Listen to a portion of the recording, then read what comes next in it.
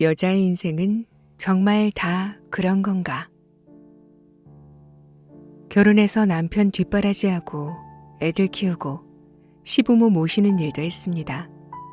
그러다 보니 어느새 나이 50이 훌쩍 넘었습니다. 이제 둘째도 대학에 들어가니 학비라도 보태려 일자리를 찾는데 몸 쓰는 일밖에 없습니다. 시대는 달라져도 여자 인생은 그대로인 것 같습니다. 제 엄마도 그렇게 살다 가셨습니다. 행복은 돈에 있지 않다는 말은 가난한 사람이 자기 위안으로 만든 허구인 것 같습니다. 또는 부자가 가난한 자를 달래려 만든 말이 아닌지요. 저는 마음 공부의 필요성을 알고 인생의 목적은 자기 성장임을 인정합니다. 그러나 그것이 다 가난한 나를 위로하는 하나의 방책 같아 씁쓸합니다. 재벌이나 그들의 2세는 영성인이 하는 책들을 뒤적이며 마음 공부를 하고 있을 것 같지 않습니다. 저답지 않게 갑자기 돈으로 심란해졌습니다. 위로의 말씀을 부탁합니다. 돈에서 자유로워야 진정한 자유를 누린다. 저는 늘 중년이 영적 성장의 중요한 전환점이라고 이야기합니다. 그러나 이런 말을 할 때면 한편으로는 이게 다 부르주아 심리학이 아닌가 하는 회의가 들기도 합니다. 중년 심리학의 대표 주자로 꼽히는 분석 심리학도 부르주아 심리학이란 말을 면하기는 어렵습니다. 당장 막일이라도 해야 의식주가 해결되는 사람, 또는 의식주 자체가 해결이 안 되는 사람, 질병으로 평생 가족의 도움을 받아야 하는 사람도 많습니다. 제가 쓴 중년 심리학 도서에 대한 반응 중에는 이런 말들도 있습니다. 다 필요 없다. 중년엔 돈만 있으면 된다. 배부른 소리 하지 말라. 배부른 소리 맞습니다. 당장 배에서 배고른 소리가 나는데 한가하게 내적 성장이나 논하고 있을 겁니까? 당장 나가서 몸 쓰는 일이라도 해야 하는 사람에게 명상이니 영적 독선이 하는 말들은 다 사치라고 여겨질 수 있습니다. 그들은 빈 시간에 휴식을 취해야 합니다. 그래야 내일이 오면 생업을 위해 일을 하러 갈 수 있을 테니까요. 돈으로부터의 자유는 있는 사람에게나 없는 사람에게나 다 허상이 아닐까요? 이만하면 됐다. 지금부터는 내 인생에서 돈 말고 다른 것을 위해서 살아야겠다 하는 사람이 얼마나 있겠습니까? 현직에서 물러나면 어디다 투자라도 해야 덜 불안하다고 합니다. 돈 없는 사람에게 돈 걱정은 그림자처럼 따라다닙니다. 돈 버는 일은 끝도 없고 사람이 돈을 따라다니면 그 다음부터는 돈이 사람을 데리고 놉니다. 돈의 노예가 됩니다. 돈으로부터 자유로워야 진정한 자유도 누릴 수 있습니다. 이게 다 허상일까요? 아무튼 이런 생각으로 저는 마흔에 쓰는 돈 반성문이라는 책을 썼습니다. 초기에는 재테크 책인 줄 알고 잘 판매되어 추가 인쇄도 했으나 그 반대의 가치를 말하는 책이라는 것이 회자되면서 판매량이 급감했습니다. 저는 각계각층의 사람과 심리 상담을 하면서 한 사람이 한평생 살면서 벌어들일 돈의 양은 거의 정해져 있다고 믿게 됐습니다. 사람의 무의식에는 그가 평생 동안 벌 돈의 양을 정하는 원형이 있다고 할까요? 돈을 많이 벌 운명의 사람은 돈에 대한 집착이 강하고 그의 원형이 그런 환경을 만들어갑니다. 돈에 초연할 운명은 돈에 대한 집착이 없고 그의 원형이 그런 환경을 만들어갑니다. 사람이 의지로 노력해봐야 지극히 미미한 양의 차이만 있습니다. 누가 재테크에 성공하여 일확천금을 벌었다고 해서 내 길도 아닌데 따라가 봐야 손실만 나거나 시간만 낭비하고 돌아오더군요. 지극히 미미한 것에 인생 전체를 거시겠습니까? 돈이 목적인 사람은 돈이 눈에 잘 들어옵니다. 보이는 족족 쓸어 담는다고 합니다. 반면 그 밖에 다른 것이 목적인 사람은 그 밖에 다른 것들이 눈에 잘 들어옵니다. 오랜 세월이 흐르면 둘은 평행선을 달립니다. 중년 이후에 다시 재회하는 초중 고등학교 동창생. 30여 년의 세월이 흐른 뒤의 모습은 정말 각양각색입니다. 표면적으로는 부의 양이 힘처럼 보이지만 다른 곳에서는 정반대의 일이 일어납니다. 사람은 자기가 가진 것을 발견하고 그 가치를 인정함으로써 인생의 다음 단계로 진입합니다. 무엇에 애착하느냐가 삶을 결정한다. 사람은 저마다 우선순위로 둔 가치에 정신적 에너지를 투여합니다. 마음을 찍는 엑스레이로 돈 잘 버는 사람의 마음을 24시간 밀착 촬영하면 어떨까요? 정신 에너지의 70%는 돈으로 가고 그런 내적 환경이 조성되는 모양이 찍힐 겁니다. 그들의 업적을 부러워하지 마세요. 그만큼 투자한 에너지가 큽니다. 반대의 마음을 가진 사람을 24시간 밀착 취재하면 반대의 것들이 보일 겁니다. 그들의 업적을 부러워 마세요. 그들은 거기에 모든 힘을 쏟았습니다. 각자의 마음소리에 충실하면 충분합니다. 존재감은 거기서 나옵니다. 돈 잘 버는 친구가 저에게 어떻게 그렇게 매년 책을 내냐고 부러워하더군요. 저는 너는 어떻게 그렇게 돈을 잘 버냐고 물었습니다. 그리고 내가 돈에 몰입하는 것처럼 나는 마음소리에 몰입한다고 말했습니다. 그런데 많은 사람들은 돈의 족쇄에 갇혀 그 밖에 다른 가치들을 못 보고 있습니다. 돈 걱정한다고 돈이 생기는 것도 아닌데 말이죠. 필요한 돈은 생길 것이라는 믿음이 있어야 합니다. 여자의 인생은 다 그렇다는 것의 기준은 무엇인가요? 가족 뒷바라지 하다가 몸 쓰는 일을 하러 나가려니 자존심이 허락하지 않아서인가요? 남편이 사업상의 이유로 자정이 넘어 술에 취해 들어오는 날이 많고 정체를 알 수 없는 해외 출장이 잦고 지병이 있더라도 돈 많은 남편의 아내는 여자의 인생은 다 그렇다는 말을 하지 않습니다. 돈이 보상해줍니다. 돈은 정말 많은 것을 해줍니다. 그렇게 생각이 굳어지면 돈의 노예가 되기 시작합니다. 저야 전업주부 하다가 늦게 일을 찾아 나선 사람이라 합시다. 남편은 지금까지 정말 열심히 일했습니다. 남편에게 돈 잘 버는 잠재력이 없어서 돈을 못 번 걸까요? 그렇다면 세상이 너무 불공평하지 않습니까? 같은 직종에서 일하는 남편의 친구들은 재택 후도 잘하더군요. 남편은 능력이 없는 것이 아니라 단지 돈에 대한 애착이 떨어질 뿐입니다. 사람은 무엇을 애착하는지에 따라 그의 가치관과 삶이 결정됩니다. 애착 대상은 자아의 의지가 아닌 무의식이 선택합니다. 만일 세상 모든 사람이 집단 의식을 따라 돈에만 애착한다면 세상은 돈 세상이 됩니다. 정말 재미없습니다. 유발 하라리의 사피엔스에 따르면 전 세계의 돈은 약 60조 달러입니다. 이 중 돈의 가치는 10%인 6조 달러입니다. 나머지 90%는 무장경비원의 엄호를 받으며 은행에서 주무시고 있습니다. 세상 모든 사람이 돈에 종속되면 은행만 부유해지고 무장경비원만 늘어나지 않겠습니까? 생각만 해도 끔찍합니다.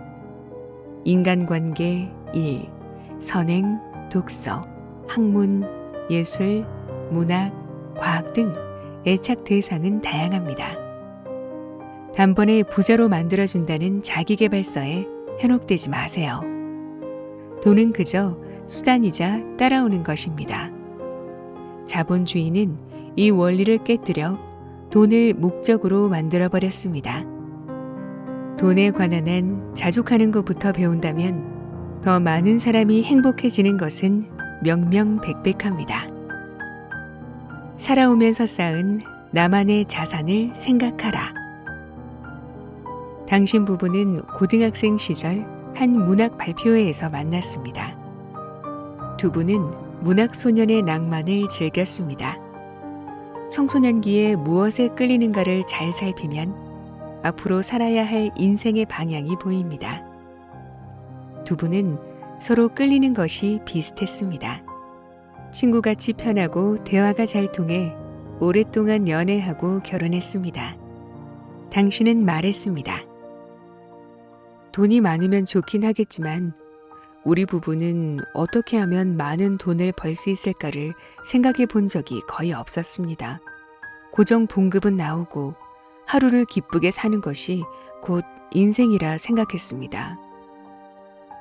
그런데 자녀 교육비의 지출이 증가했습니다. 나이가 드니 생각하지 않은 일에 돈 쓸 일이 많아집니다. 궁여지책으로 주식에 투자했다가 손해도 좀 봤습니다. 나이 50이 되자 돈으로 평가받는 일들이 점점 늘어납니다. 당신은 돈의 거대한 힘에 눌렸습니다. 일거리를 찾아다니면서 중년 여성 재취업의 척박한 현실과 돈의 괴력 앞에 자존감이 무너졌습니다. 돈 많은 남편을 둬 풍족하게 사는 동창생 아무개와 비교하니 삶이 비참해졌습니다. 온종일 땀을 흘리며 일해봤자 들어오는 소득은 최저시급. 여자의 인생은 다 이런 건가? 갑자기 노후가 불안해졌습니다. 벌어놓은 것은 없는데 앞으로 쓸 일은 많고 그냥 자족하고 따뜻한 마음으로 살아왔는데 갑자기 삶이 원망스러웠습니다. 자신이 무능하고 초라해 보였습니다. 사실 여자의 인생만이 아니라 모든 인생이 그렇습니다. 나이 들면 불확실한 미래는 더 불확실해 보입니다. 돈 많은 사람은 넘쳐나는 돈 관리를 그리고 질병과 죽음을 두려워하더군요. 다들 그렇게 돈의 횡포 속에 살아갑니다. 사람을 불안하게 하는 것의 실체는 돈이 아니라 돈 걱정입니다. 돈은 물과 같아서 필요한 곳을 채우고 다시 흐릅니다. 골을 깊게 파서 고이게 하니 돈이 썩고 썩지 않게 관리해야 하니 돈 걱정에 나날을 소비합니다. 열심히 살면 꼭 필요한 돈은 나를 찾아온다는 믿음을 가져야 합니다. 돈 걱정은 꼬리를 물고 계속 따라옵니다. 돈 걱정이 들 때는 지금 내가 가진 그 밖에 다른 자산이 무엇인지 생각해 보세요. 지금까지 살아온 삶에서 농축된 부부의 자산을 찾아보세요. 중년 이후에도 대화가 통하는 부부는 흔하지 않습니다. 당신 부부는 서로 통합니다. 주말이면 공공도서관에 함께 가서 반나절을 독서에 몰두하고 가벼운 산책을 즐깁니다. 돈이 필요 없는 취미입니다. 시에서 주최하는 저렴하고 다양한 문화 행사도 즐깁니다. 당신 부부는 둘을 하나로 이어주는 단단한 중간 영역을 가지고 있습니다. 그것은 돈으로 살 수 없는 삶의 의미이자 즐거움이고 부부가 발산하는 에너지입니다. 이 땅의 많은 부부가 당신 부부 같으면 세상은 더 밝아질 것입니다. 그런 당신이 단지 돈 문제로 여자의 인생은 다 그런 것이냐고 한숨을 내쉬는 것은 정말 어울리지 않습니다. 남편 정년은 아직 남았고 당신도 일을 시작했습니다. 직업에 귀천이 없다는 것과 돈 없이도 행복할 수 있다는 것을 세상에 당당히 보여줄 때가 왔습니다. 책에서 배운 것을 증명할 기회를 얻었습니다. 자신이 원했던 삶을 실천으로 옮기는 것은 최고의 은총입니다. 중년에 지금까지 살아온 것과는 전혀 다른 삶으로 리모델링 하려는 시도는 매우 위험합니다. 당신 부부는 청소년기부터 문학소년이란 기초에 걸맞은 인생의 건축물을 세워왔습니다. 그 위로 중년 이후의 삶을 리모델링 해야 합니다. 지금 세상은 병에 걸렸습니다. 말에 상처를 늘어놓는 사람이 아닌 참된 자기로 살아가는 사람이 세상을 치유합니다. 당신 부부는 그렇게 살아왔고 앞으로도 그렇게 살아갈 충분한 능력이 있습니다. 당신 부부의 삶이 곧 세상에 전하는 치유의 메시지입니다. 사람은 자신이 원하는 삶을 향해 나아간다. 부모의 부동산을 물려받아 거액의 돈방석에 앉은 사람이 있습니다. 그는 돈이 곧 자기인 것처럼 과시하며 살았습니다. 그러다 돈 문제로 아내와 심각한 갈등이 생겨 이혼했습니다. 자식들도 마음은 아버지를 떠났습니다. 나이 60이 되니 외롭고 모든 게 다 허무했습니다. 그는 말했습니다. 남은 인생은 사회사업을 하고 싶어. 하고 싶은 것과 하는 것은 다릅니다.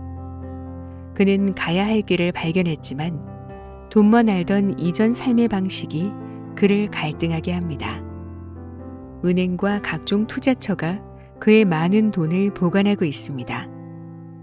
이자에 이자가 쌓여 돈은 계속 늘어나고 있습니다.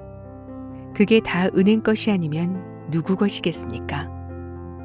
그에게 인생이 이게 아니구나 하는 깨달음이 왔습니다. 그러나 지금까지 베풀지 못하고 살아온 그가 한 번의 깨달음으로 베푸는 자가 될 수 있을까요? 그는 먼저 내적 수양을 해야 합니다.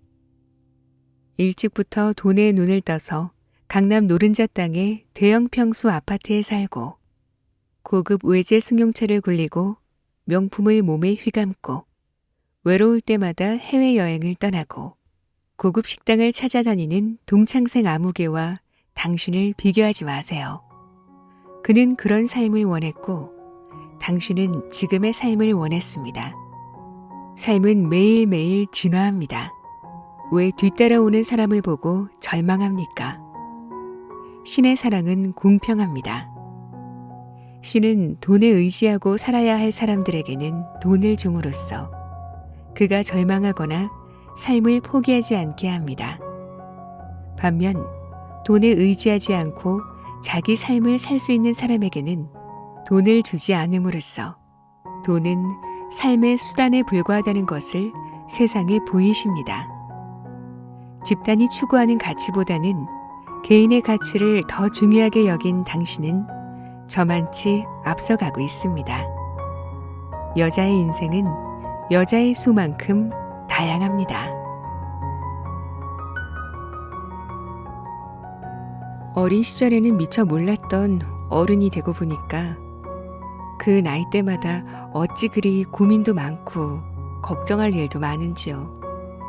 책에는 지나온 내 삶의 경험을 바탕으로 그 속에서도 중심을 잃지 않고 진정한 나 자신을 찾기 위한 성장만이 행복에 다가서는 길이라고 안내하는 듯합니다. 다양한 사례를 실제 상담을 하는 것처럼 이야기를 풀어내고 있어서 여성분들이 이 책을 읽어보시면 많은 공감과 위로, 그리고 좀 더 나다운 삶을 살 수 있는 방법을 깨닫는 데 도움이 되실 것 같아요. 오늘도 끝까지 함께 해주셔서 감사합니다. 저는 또 좋은 책으로 찾아뵐게요.